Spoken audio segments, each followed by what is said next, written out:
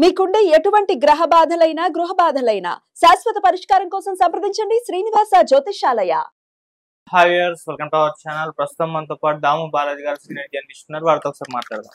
Sir నమస్కారం. నమస్తే sir, మంచిర్యాలలో ఒక విషాద ప్రేమ కథ అందరినీ కూడా కలిసివేస్తుంది. ప్రియురాలు సూసైడ్ చేసుకొని చనిపోయిందని చెప్పేసి, ప్రియుడు తను కూడా బతకలేదని చెప్పేసి అతను కూడా లెటర్ రాసి ఆ తర్వాత సూసైడ్ చేసుకొని చనిపోయాడు. ఇది ఇప్పుడు అక్కడ అందరినీ కూడా భావోద్వేగపరుస్తుంది. అసలు ఏం జరిగింది, ఎందుకు ఆ అమ్మాయి సూసైడ్ చేసుకొని చనిపోయింది, మరి ఇప్పుడు అబ్బాయి లెటర్ లో ఏం రాశాడు, దీనికి సంబంధించి మీరు ఎలా చూస్తారు సార్ దీన్ని? ఇది ఒక అంటే సినిమాటిక్ ట్రాజిక్ లవ్ స్టోరీ లాంటి కథ. ఇది మామూలుగా ఇలాంటివి అనేక చోట్ల జరుగుతున్నాయి. గతంలో జరిగాయి, ఇప్పుడు కూడా జరుగుతున్నాయి. సో అయితే గతంలో జరిగే కారణాలు వేరు, ఇవాళ కారణాలు వేరు, మారాయి. ఓవరాల్గా మనకి సూసైడ్లు ఎన్ని జరుగుతున్నాయి, ఎలా జరుగుతున్నాయి తర్వాత చెప్తాను. ముందుగా ఈ సంఘటన గురించి చెప్పుకుందాం. ఇదేంటంటే వీళ్ళది మంచిర్యాలలో కొర్వి చల్మ అనే గ్రామం. ఈ అమ్మాయి పేరు హితవర్షిణి, అబ్బాయి పేరు వినయ్ బాబు. అబ్బాయికి 26 ఏళ్ళు, అమ్మాయికి 22 ఏళ్ళు. అమ్మాయి మేడ్చల్లలో ఘటకేశ్వర్లో బీటెక్ ఫైనల్ ఇయర్ చదువుతుంది.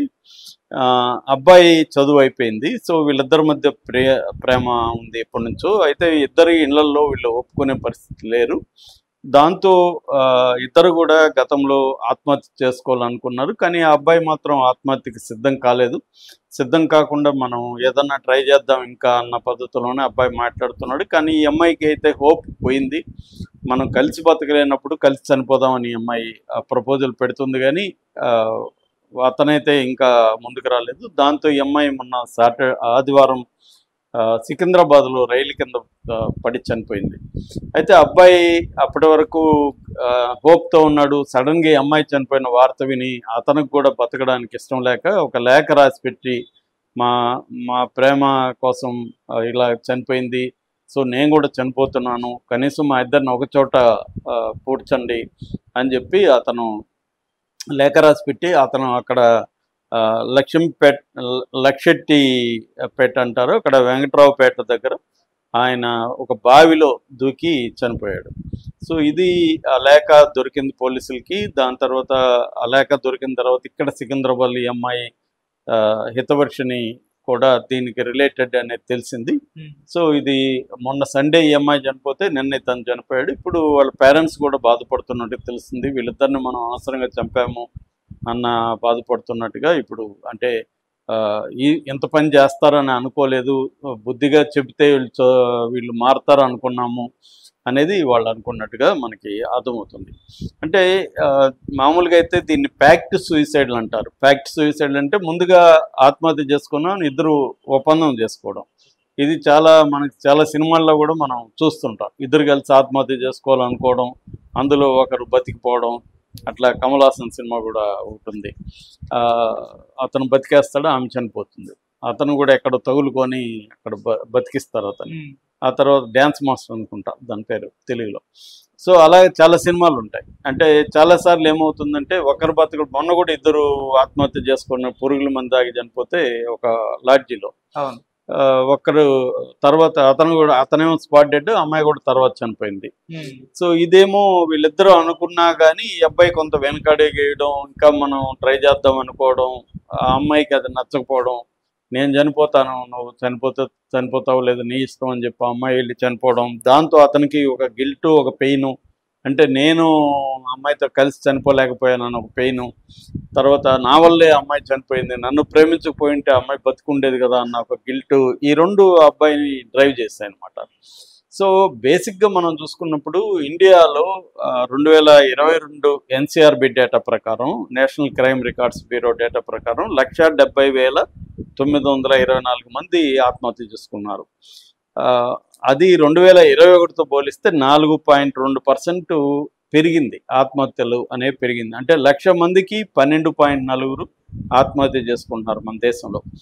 ఇందులో NCRB డేటా ప్రేమ వల్ల ఎంతమంది ఆత్మహత్య చేసుకున్నారు డీటెయిల్గా ఇవ్వలేదు. కానీ ఓవరాల్గా కొన్ని accidental death and suicides in India అనే ఒక సంస్థ, కొన్ని సంస్థలు దీని మీద రీసెర్చ్ చేసినప్పుడు దాదాపు ఈ మొత్తం డెత్ల్లో 32% ఫ్యామిలీ సంబంధించిన గొడవల వల్ల ఆత్మహత్యలు చేసుకుంటున్నారు. 8% ప్రేమ వల్ల ఆత్మహత్య చేసుకుంటున్నారు. తర్వాత మ్యారేజ్ రిలేటెడ్ 7.5% ఆత్మహత్యలు చేసుకుంటున్నారు.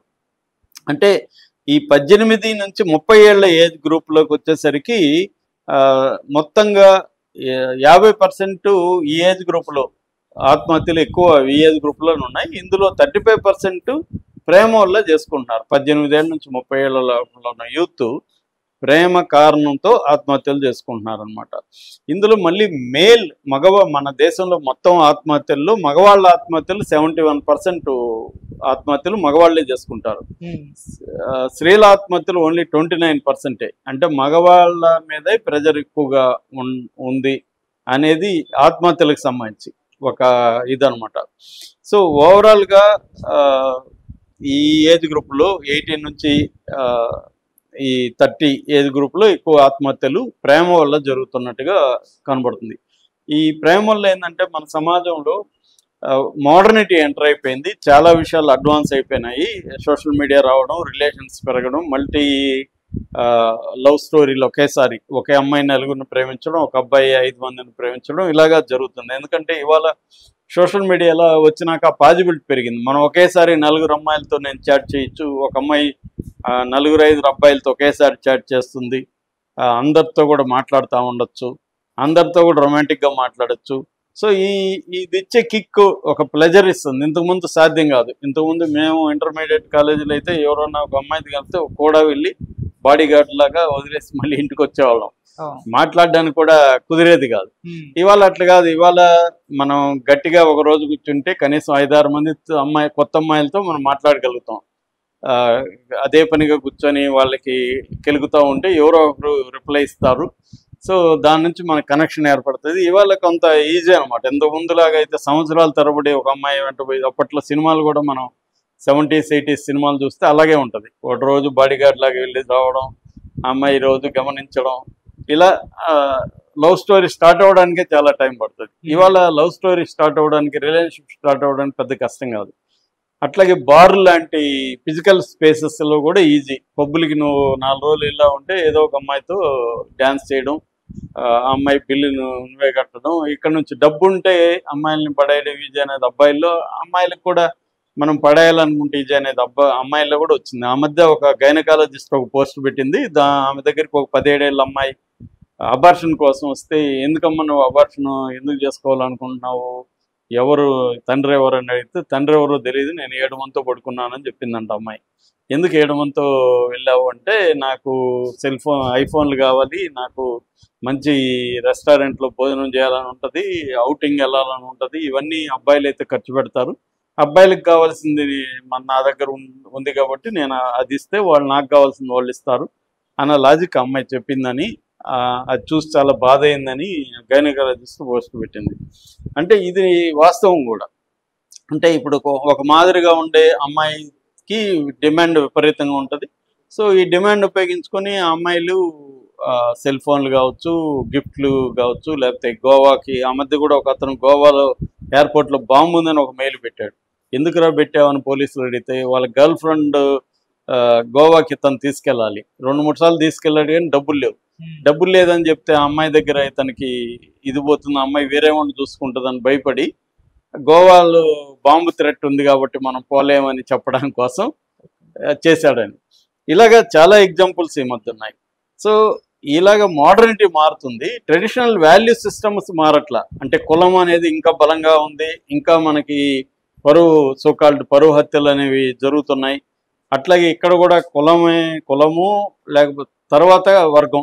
ఇండియాలో ఫస్ట్ కులం ఉంటుంది, తర్వాత వర్గం పనిచేస్తుంది. అంటే డబ్బున్నా కూడా, ఒక దళితుడు బాగా డబ్బున్నా కూడా అప్పర్ కాస్ట్ వాళ్ళు దళితుల్ని ప్రేమిస్తే ఒప్పుకోవట్లేదు చాలామంది. అంటే అప్పర్ కాస్ట్ లెవెల్లో ఇంటర్ కాస్ట్లు ఈజీగా ఉన్నాయి, కానీ ఒక అప్పర్ కాస్ట్ ఒక దళితం, అది కూడా దళిత అమ్మాయి అయితే ఇంకొంత ఎక్కువ ఇబ్బందులు ఉన్నాయి. సో దళిత అబ్బాయి, అప్పర్ కాస్ట్ అమ్మాయి అయితే ఎక్కువ ఉన్నాయన్నమాట. అంటే మళ్ళీ జెండర్ కూడా ఉంది ఇక్కడ.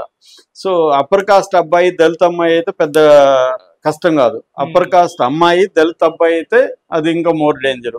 సో ఇలాంటి కాంబినేషన్లో నుంచి ఏం జరుగుతుందంటే, ఒకటి ఆత్మహత్య, లేదు హత్య. అంటే పేరెంట్స్ చంపడం, లేదు ప్రేమికులు చనిపోవడం.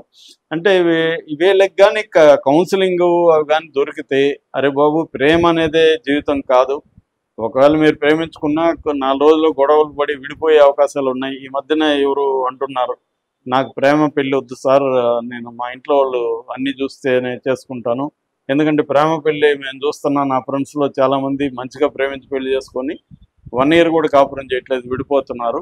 అదే అరేంజ్డ్ మ్యారేజ్ అయితే వాళ్ళ ఫ్యామిలీస్ ఇవన్నీ సెటప్ చూస్తారు కాబట్టి కొంతవరకు బెటర్ అని అతని అనుభవంలోంచి అతను చెప్తున్నాడు.